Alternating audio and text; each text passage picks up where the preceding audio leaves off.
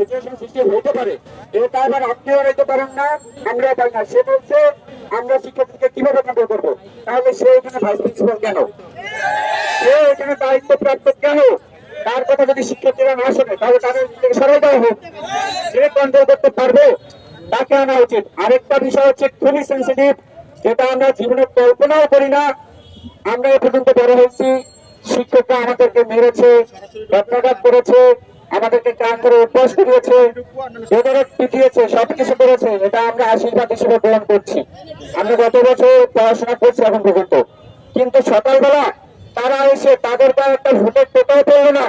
তারা ইচ্ছাকৃত ভাবে এসে আমাদেরকে ধাক্কা দিয়ে বলতেছে তোমরা আমাদেরকে হাত দিয়েছো কেন, বলেই একটা ছেলেকে এমন মার মেরেছে, তারা দৌড়ে দৌড়ে মেরেছে। এবং এটা ধরো, ছেলেটাকে মেরে রক্তাক্ত করে ফেলেছে। দেখেন মাথা ফাটিয়ে ফেলেছে। একজন শিক্ষক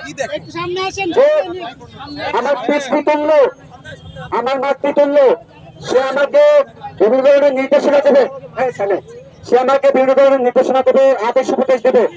সে এসে শুধুমাত্র তার স্বার্থের কারণে, শুধুমাত্র ঢাকায় অবস্থান করার কারণে আমাদের বিরোধিতা করে এরকম একজন সাধারণ শিক্ষার্থীকে মেরে রক্তাক্ত করা, এটা অসভ্যতার সর্বোচ্চ লেভেল। একজন শিক্ষার্থীকে এভাবে মারা যায় না। তুমি তোমার অনুভূতি প্রকাশ করছি।